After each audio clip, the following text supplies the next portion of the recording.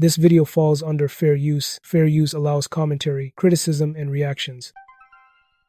What's up? Back at it again. And today we gotta talk about a future Hall of Famer that's still out there, Russell Westbrook.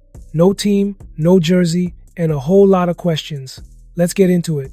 Something has to be said that Russ is still available. Right? Something has to be said of like why we he's said still it available. last week when you were missing, but keep going. Keep going. Brother, be busy. But also, it's just like there are teams that need like in theory what Russell Westbrook can do. It also does that send a message to other GMs of like, hey, he had a really good situation. This is what we need him for, and he opted out. So whether they know him or not, are they asking, is he going to be comfortable in the role that I need him to be? And also, can we afford him for what we need him to be? And that's really it. And that's the sucky part. It's like who he thinks he is and what he may think he can do versus what teams need him is less. You know, the man's been an MVP. He is a legend. But like they may say, hey, we just need you. We don't care about points. We need you to be a true point guard and play defense. And he may say, I don't want to take that role. I'm better than that. So that's just what I see. I don't know if that's real, but there's no reason Houston shouldn't have picked him up. That would have been an easy, come on over here. Like No, it's not. No, it's not. No, it's not. In theory, it should have been. In theory, you're wrong. It's no way. It's no way the Rockets should want to get Russell Westbrook, right? Like, I get it. It's the adorable thing to see KD and Russ reunite and have a chance to go compete together, but they had their time. And here's why, if you're the Rockets, you don't go get Russ. One, everyone, not us, needs to stop overreacting to the whole point guard situation.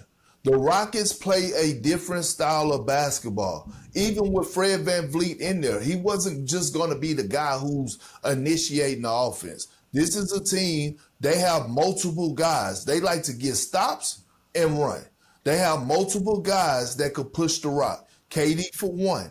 Amen Thompson is another. I call Jokic baby. I call Şengün baby Jokic for a reason, because we do see him being that point center at times, grabbing a rebound just to push it to initiate the offense. They got that under control. Here's the reason why, if you're the Rockets, you don't go get Russell Westbrook. Because you have a young core, right? Two guys in particular that you drafted in the lottery, Amen Thompson and Reed Shepherd. You go get a vet like Russ, right, with his demeanor, his attitude, not attitude in a bad way, his approach to things, right? The way that he's an alpha. You don't need guys looking over their shoulder, wondering this, right? You want guys to walk into this season comfortable. No. We're relying on you. Now, if it comes February and they're not cutting the mustard, then yeah, you could consider bringing in a point guard. But as of right now, no. You stand pat. You got the culture, you got the pieces, guys feeling comfortable, guys know their roles. Let the season take off. Another thing, Russell Westbrook decided to opt out. I don't know who's representing Russ as his agent, but Shannon, you and I was talking about this with Allie before we started the show. RJ, I'd like to hear your thoughts. It's wild to me that Russ, a former MVP, still unsigned. Yeah, he's not the same Russ from OKC, but he can still hoop, still bring energy, still lead. Respect needs to be put back on his name. If you're getting towards the back end of your career, because, once you get on that vet minimum, it's not going up. Like, that it don't go back to you making 20, 40. Once you go vet minimum, you stuck vet minimum. Bro. It's a hard grind up, man. That's a hard hill. All I'm saying is Russ had an option with Denver, a player option. If you're going to opt out, then you need to have some situations that you already got penciled in from your agent. And I think another factual fact. You don't. I don't like. Yeah. It's like that's applicable in life. No. It's like, hey, wait a second. right. Hey, okay. The money that's guaranteed, keep that Channing, you're always. my agent. Hey, so I know we got this team option 3.5. Like, what does it look like? He's like, well, I've been in talks with these two teams. You know, I think there's a little bit more in the market, right? So, okay, so if I opt on this, yeah, okay, I've talked to Seattle and I've talked to Vegas. We've talked to both these teams.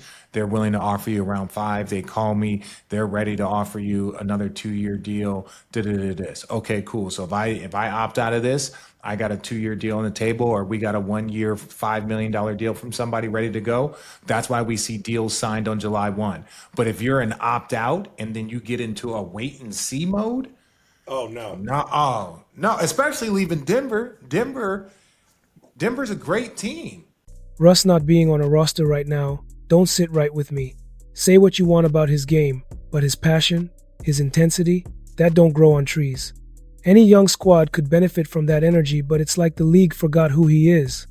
You play like, so it's like you're opting out. So again, even then it's like for Denver, they just saved a few $1 million. Has anybody asked Russ though? I haven't seen him say anything, but do he even still want to play basketball? I know he haven't announced. No. I'm saying because I don't know. He probably did have options, right? He probably had a few options that probably was on the East Coast that he might have turned down.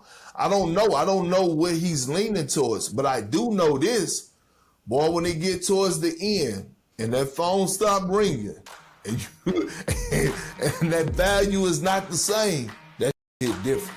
Kendrick Perkins and his co-hosts are discussing the complicated situation surrounding Russell Westbrook's current free agency status. They express surprise that Westbrook is still unsigned and question why no teams have picked him up, especially given his former MVP status and undeniable legacy.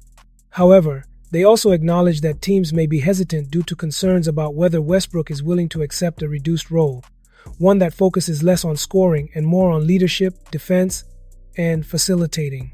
His strong personality and competitive mindset could make some front offices question if he can adjust to a new phase in his career. They bring up specific examples, like the Houston Rockets, and explain why he doesn't fit their current young core, arguing that a veteran with Westbrook's presence might disrupt the team's growth and chemistry. They suggest that if those young players falter later in the season, then maybe a veteran point guard like Westbrook could be considered. Another topic is his decision to opt out of a solid situation in Denver. The hosts criticized that move, suggesting it was risky unless he already had firm offers elsewhere. They point out that once a player drops down to the veteran minimum, it's hard to climb back up financially or in status. They question the guidance Westbrook received from his agent and express confusion about whether he even still wants to play, since he has remained quiet publicly. There's also a sense of sadness about how the end of a legendary career can feel sudden and harsh, especially when the phone stops ringing and options dry up.